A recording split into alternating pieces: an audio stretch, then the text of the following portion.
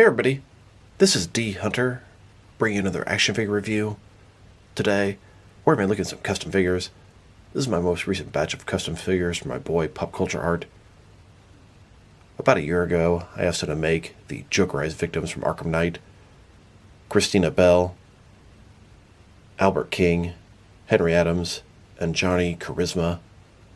In Arkham Knight, these four, plus Bruce Wayne and Batman, were infected by Joker's blood. They were slowly turning into Joker themselves. So, I really always wanted to have these guys to add to my Joker gang in my overall action figure world, and they did not disappoint. As you can see, they come in all various shapes and sizes. In this video, we're going to take a look at each of the figures individually.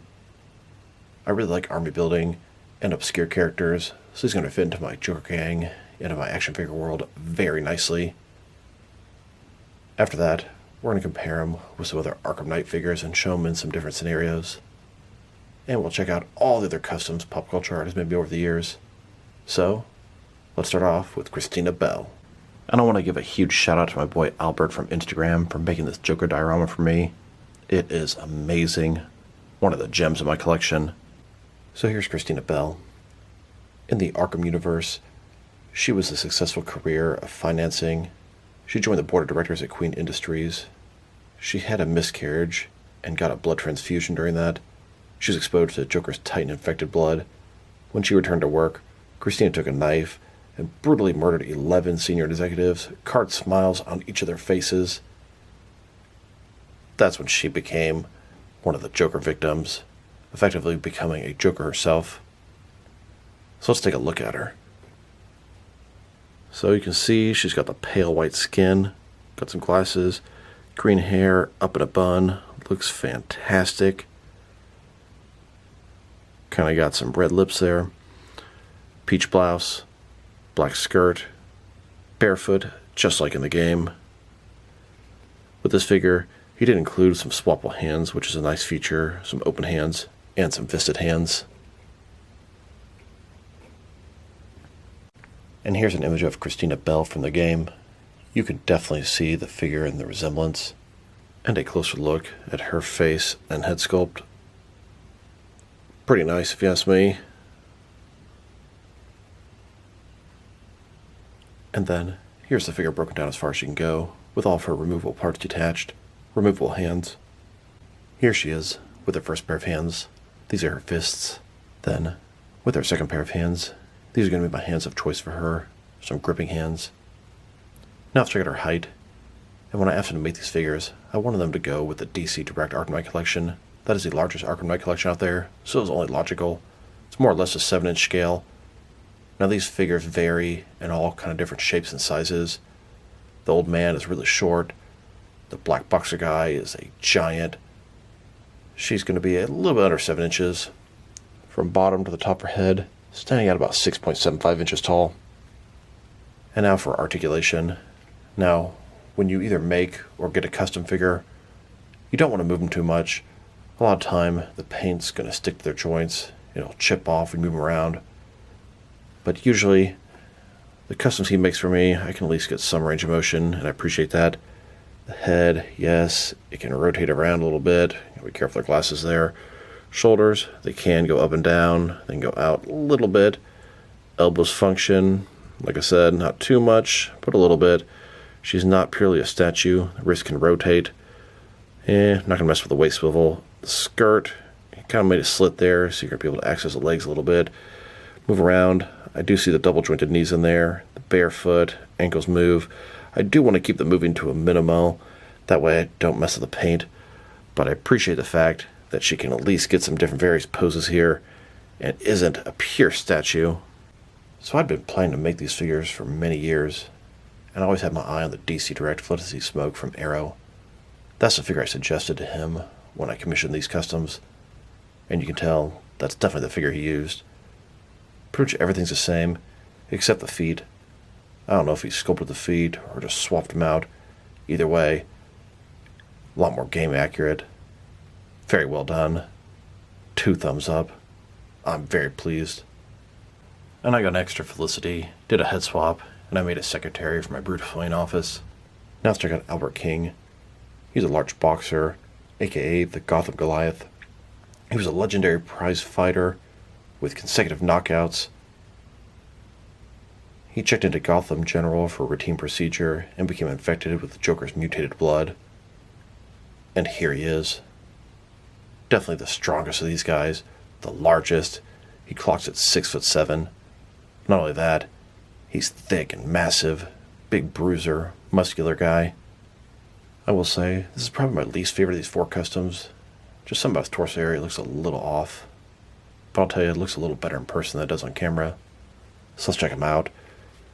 Starting with his face here, he's got some white makeup on there.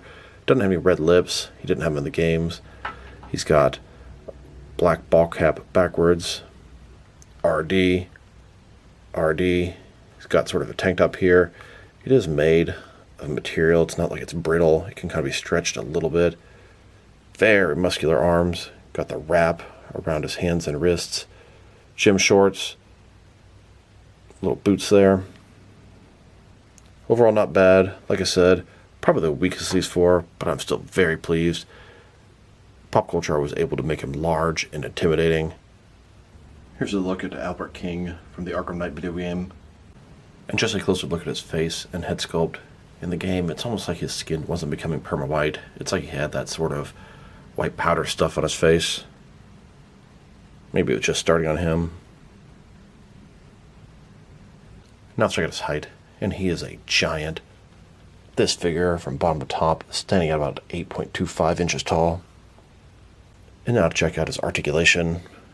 Like I said, you always want to be careful with custom figures. The head can rotate around. Shoulders go out. They go up. Elbows still go in. Pretty good mobility on this guy. Yeah, going to be a little delicate with the wrists there. Torso, it's got this extra stuff on top, so I don't really want to move it much. Not really mess with the waist too much. The shorts are also sculpted, but I can move the legs a little bit, but I really want to be careful there. Knees, they go in, kind of hesitant there. The ankles, pretty good, wide range of motion. Overall, you can move his arms the most, and that's pretty good, because he is a boxer. And although I don't have the original figure they made this guy from, he's made from 7 Deadly Sins, Escanor. I'm not familiar with the show 7 Deadly Sins, but I've seen the figure a ton at different stores. He has like a 12-pack of abs. Body is ridiculous shaped, but it's perfect for a giant like this guy. You can tell a ton of alterations were made. Here's an image of McFarlane's Escanor from 7 Deadly Sins. Now let's take a look at Henry Adams. Henry Adams is smaller than the other ones. He's an old man, small old man, looks very proper. He's got his sweater and bow tie. He used to be the principal at McFarlane Academy. He was exposed to the Joker's blood during a routine treatment at Gotham General, and he didn't seem to have any symptoms. So, with the 5 infected people in the game Arkham Knight, Batman and Robin thought his blood would hold the cure to curing the other victims, but of course, it did not. It turned out he was infected the entire time. So let's take a look at him. Old man, kind of bald, receding hairline. He's got green hair, green eyebrows, glasses, red lips, whole 9 yards. Sweater and bow tie match. Regular slacks. Regular shoes. Just a regular guy, old man, but he became the Joker, and he was the last one alive in the game. Here's an image of the Jokerized Henry Adams from the game, and a closer look at his face and head sculpt.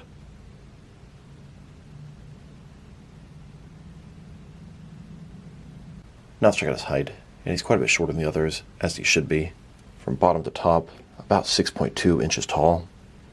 Now for his articulation, and this guy's probably the most posable of all of them. It's a Marvel Legends body. Head, you can move around just fine, up and down. Shoulders, I don't want to push it too much, as I imagine the paint will chip off the top there. But you can definitely move them around. Elbows, no problem with the paint there. His wrists, it's all good. Ab crunch still works. Waist swivel. The legs I don't believe are painted at all, so there should be absolutely no issue. Typical Marvel Legends articulation. So definitely pleased This guy's the most posable, but none of them are statues exactly. They can all at least move their arms and heads. And I guess the legs were painted after all. This figure was made from Marvel Legends J. Jonah Jameson. A lot of alterations done. Take the jacket off, but it came out pretty good. Now let's look at Johnny Charisma. He was a professional singer in Gotham City, the self-proclaimed messiah of entertainment. When he got infected at the hospital, he ended up having a psychotic episode, and then he was interned at a private clinic. Eventually, Batman brought him and the other infected to his containment facility where Robin was keeping an eye on them and running tests. So let's take a look at him. Face, totally white. Green hair, of course. He's got his jacket, blue jeans on. Looks pretty good. He's a singer. Got the kind of designs. Overall, I'm pretty pleased with him among the others. Here's a look at the Jokerized Johnny Charisma from the Arkham Knight video game. And a closer look at his face and head. Came out very good. Now for his articulation, which also came out pretty nice. So his head, pretty much full range of motion, no issue there. Shoulders, all very nicely done. This is made from a McFarlane figure, so they're really easy to customize, very user-friendly. I mean, honestly, you can do everything the original figure would be able to do, and none of the paint is chipping off, even in the little areas in the elbow there. Find that very pleasing. Fully articulated custom figure here. This Johnny Charisma was made with a McFarlane DC Multiverse Constantine figure, and you can barely recognize him. I actually got an extra Constantine figure and did a head swap. I made Jason Bard, a private investigator in Gotham City. So that was a deep dive into each of these 4 figures and characters. Now, let's put them into a containment area, just like they had in Arkham Knight. Here's a quick setup I've made, where Batman is holding these people hostage against their will. He's trying to cure them. We've got Robin in the computers. Batman's come to check on his progress. And they always had a 5th empty cell, waiting for the 5th Joker victim, which little did Robin know was actually Batman the whole time. A little while later, Harley Quinn and her gang come and break them out of this prison. As far as Harley Quinn is concerned, this is the closest she's ever going to get to having Mr. J back. Harley Quinn breaks out Christina Bell, Johnny Charisma, and Albert King. Henry Adams, showing no symptoms, is left behind. Batman and Robin have to get through all of Harley Quinn's thugs just to get to Albert King. They have to use a double takedown to take down the Gotham Goliath. Here's Johnny Charisma singing on stage, while Batman is sneaking behind him, disabling his bombs. After disabling bombs, Batman gets him with the silent takedown. They have to go through some more Harley Quinn thugs to get to Christina Bell. Once they take out the thugs, Batman takes out Christina with a batarang. When Batman and Robin get back to the cells, they're very surprised to see Henry Adams, Jokerized, holding Harley Quinn at gunpoint. That was a good look at these Joker figures and some action scenes. Now in my action figure world, it's going to be a little bit different. They're just going to be some Jokerized victims that work for the Joker. A little sub-gang of sorts. So now let's check them out with some other custom figures and Joker figures that I have. Before I do that, let's check them out next to some other Arkham Knight figures. Here they are. These are some DC Direct Arkham Knight figures. They fit in pretty good size-wise. And here, next to some McFarlane DC Multiverse Arkham Knight figures. Also fit in pretty good. So here would be all 5 of the Jokerized victims. Christina Bell, Albert King, Bruce Wayne, Henry Adams, and Johnny Charisma. And like I said, I really like the obscure characters. In my action figure world, this is going to be sort of a gang of Jokerized henchmen. In some weird ways, they remind me of this odd Joker gang from Batman Beyond, Return of the Jokers. We've got Wolf, Dee Dee and Dee Dee, Ghoul, Chucko, and Bonk. I mean, they are nothing alike, but in my action figure world, they're both some sort of elite, unique Joker gang, sub-gang members. My wife made this set for me many, many years ago. Here's a gang of Harley Quinn thugs based off the Arkham franchise. We even have a tightened up Harley Quinn thug in there. These are made by my boy Tony Strain. And here are a bunch of other custom Joker thugs and henchmen. Most of these will fit into an Arkham City or Arkham Origins display. These come from a wide variety of places. My wife, my boy Tony Strain, and eBay.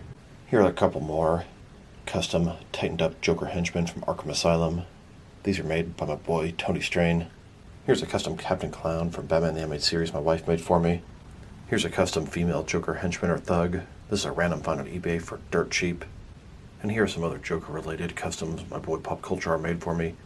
We have the Joaquin Phoenix Joker, Punchline, and then both a modern and classic version of the Joker's daughter. These are all the customs that I've gotten off of Pop Culture art over the years. I have made a bunch of customs myself. Just as many that I've made as there are here. So you can imagine my roster of Bat Rogues. One day, I'll try to do a video on all of them, but God, that'll be quite the task. And several years ago, when I kind of stopped doing customizing, I had this group of commandos from Predator. They were almost finished. Ended up sending me over to this guy, and he put the finishing touches on them for me. Probably the item that I had him make for me that I'm the most pleased with is this GCPD Swamp van. Most of the customs that I asked for, I already have a good idea of what base I want. A lot of time I already have the base, or I'll buy it and send it to him. These are made from some Mattel Wrestling Slambulance vehicles. I got the ambulance, and I just thought it would be a great swap van, and it sure is. As you can see, GCPD SWAT, it actually holds 6 and 7 inch scale figures. It's got sirens. The backside, you can actually open this thing up. It functions. You can open it through the top as well.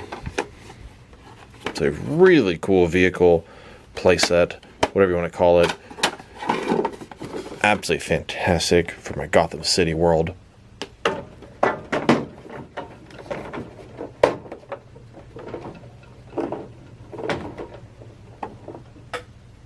Another vehicle he made for me, which I'm really pleased with, are these camo tumblers from the Dark Knight Rises.